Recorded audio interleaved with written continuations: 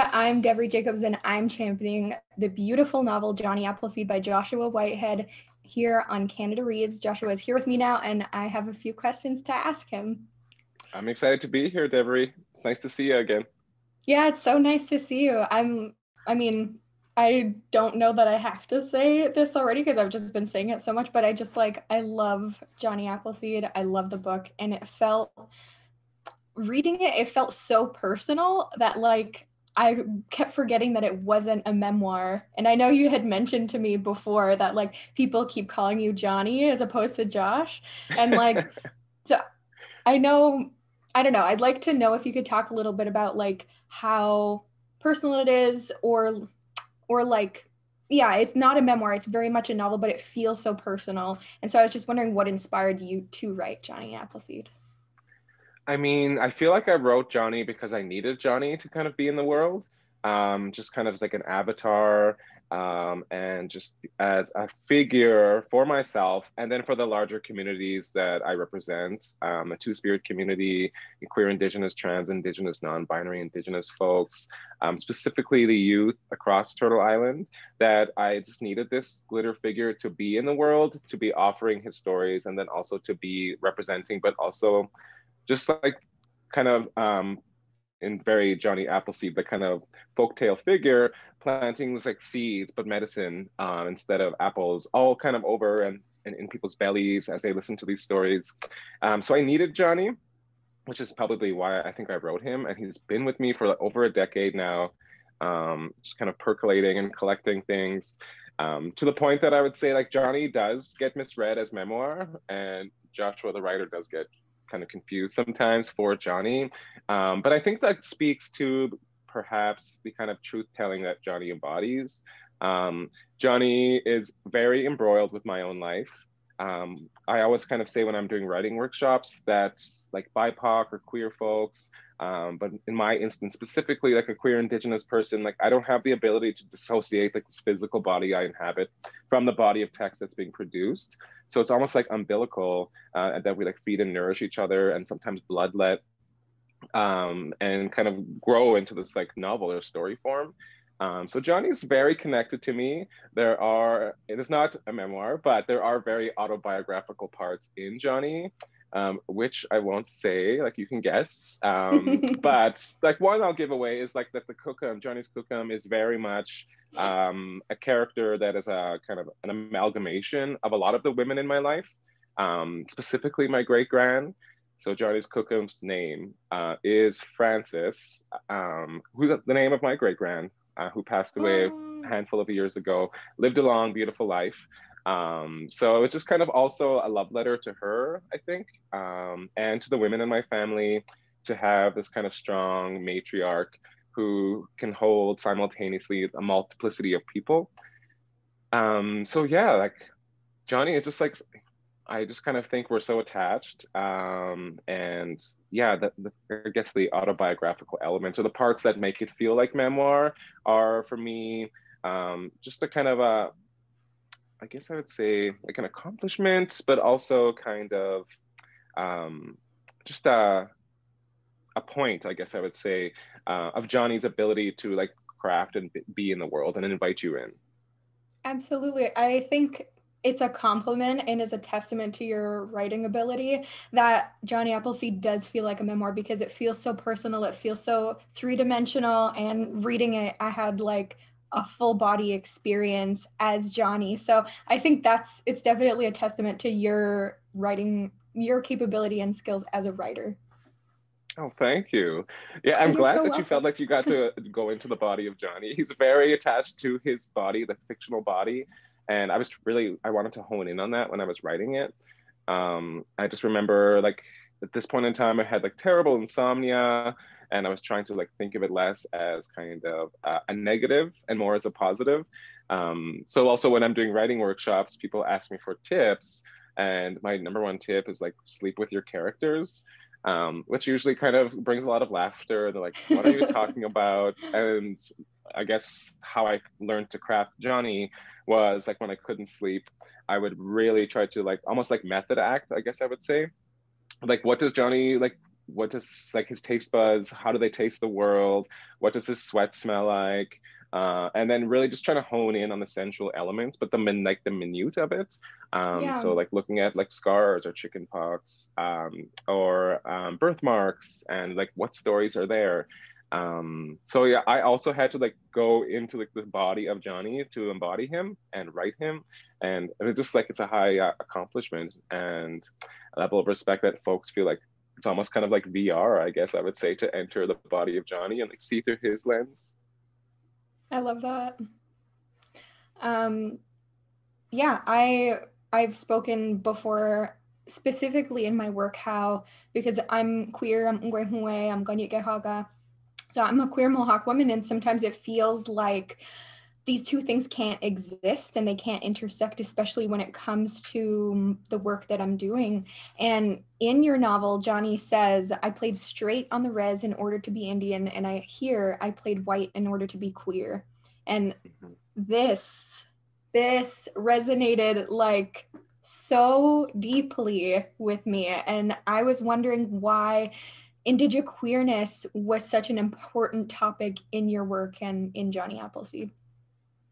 Yeah, I think for me, so throughout my life, I like when I kind of quote unquote came out, I identified as gay, and then I moved to queer, and both of those didn't work for me because one, like when you think of quote unquote like gay pride, it signals automatically like whiteness and a certain class and a certain body type, and a certain kind of like I guess masculine and cis, that it didn't feel like it fit for me as a person.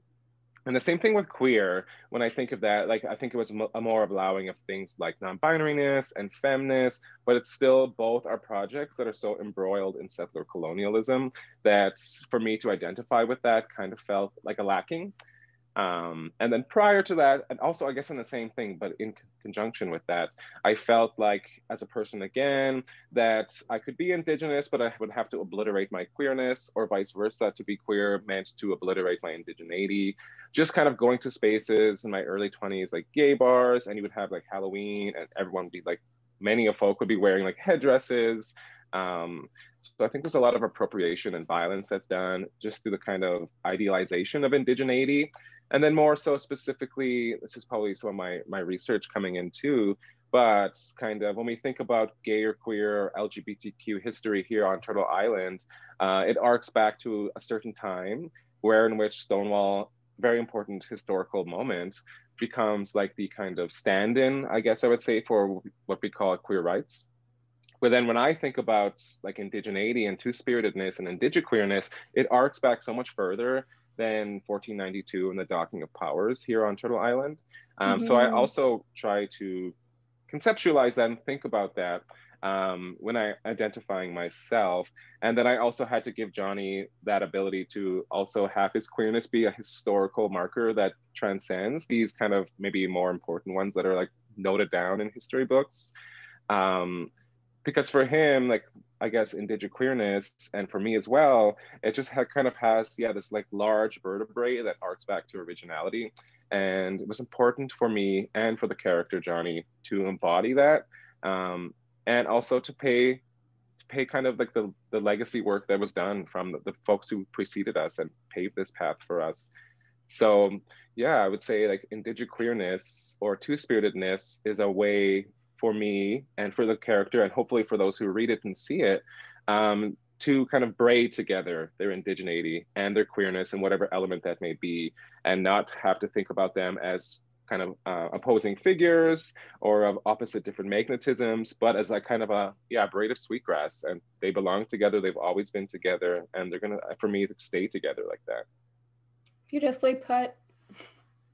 that. Um, yeah, I you've kind of like answered so many of my questions in the midst of just like having these conversations. Um, yeah, in so many of our stories through our cultures, that we always find that like gallows humor, or like that balance of that darkness and laughter, because it's a means of survival for us. And And your novel is no exception. There's so much hope and love and magic in this book, despite everything that Jonny goes through. So I was wondering how you balance all of that as a writer. I mean, I think you said it perfectly as like Indigenous folks, but also I think BIPOC folks, this is just a kind of a survival strategy that we all embody, to kind of think about laughter as a salve, and humor as kind of medicine. And so for example, like I would say non-Indigenous people, primarily white folks in my life, have been like, we go to a funeral and then we mourn and grieve. Naturally, this pre-COVID, we mourn and grieve, and then someone invites everyone back to their house, usually a grandma, a cookum, like cooks this huge pot of soup and makes like 17 bannocks all in under an hour because they're magic like that, and this huge pot of tea, and then everyone just kind of sits around, and like 30, 40 people in a too small house sitting around a dinner table, packed in the living room, cousins are on cousins. And we just kind of tell stories until daybreak, about the person that we lost, and funny stories, sad stories. But the whole point of it all is to kind of, one, honor, and then to kind of produce nostalgia and memory as a means of moving forward. So I'd say, to the point that I think indigeneity has taught me as a person, when it comes to pain, that laughter will always transform the sufferer.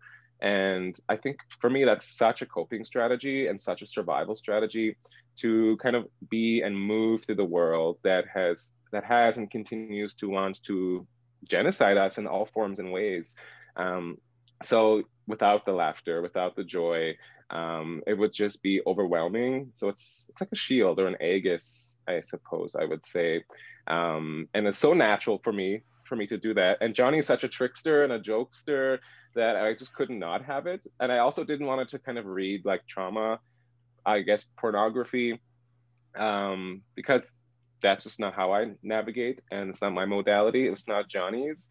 So yeah, like there's some serious moments in this book that go down, but then he'll flip it right away and like tell this joke or like reference pop culture. Like there's a scene, for example, where T.S., his like partner, lover, best friend, is telling him about like the child apprehension of his sister, and then Jonny moves into like talking about Liam Neeson and Taken. So like that's just his style, and that's my style too. It's got me through. And I fully agree with like funerals. Those are some of like the best like res parties I've been to, just like hanging out with all the aunties, and just the proximity that we are in relation to death, or like we're very hands-on with everything. And so and then that also makes way for joy, and not just this like odd hands-off grieving. Anyway, that's a whole other conversation that we could get into, but I definitely feel all of that throughout Jonny Appleseed, and also your writing in general. So Canada Reads is coming up like real quick. I know. The pressure is on for me, and I was wondering if you had any advice for me or any thoughts on me championing Jonny Appleseed and what I should go to the event with. Oh, good question. I guess what I would say, the advice is I think lead with Jonny. Like you say, you kind of embody Jonny. I almost like, this might sound odd or weird to say, but like I always kind of reference Jonny in like a third person as a real person, because he does exist for me in that sense. And stories in kind of Nahiel fashion or Cree fashion are animate beings. And we're in relations with those. So I guess my advice to you would be like, let Jonny guide you, hold his hand. You guys both can like do your makeup together prior. I'm sure he'll give you some glitter tips and critique slightly in the shadiest way, but in a lovely way. And yeah, I would say go together hand in hand. I think you already know what you want to say and what you need to do, and then just embody his like favorite thing of saying, like, we are our own best medicine. And that to me is already kind of the path forward. Just knowing that being on that space and championing the story and holding hands with this glitter princess on this large national stage is already a winning, and we're already gifting so much medicine to folks who need it. So yeah. hold hands and go together, I say. Awesome. I'm so excited. I can't wait. This book means so much, and it's such an honor to be able to represent you and Jonny on this stage. And yeah, thank you so much, Nyawakoa, for agreeing to do this interview with me. Of course. Ang ginaskomten, hi, thank you too. I can't wait.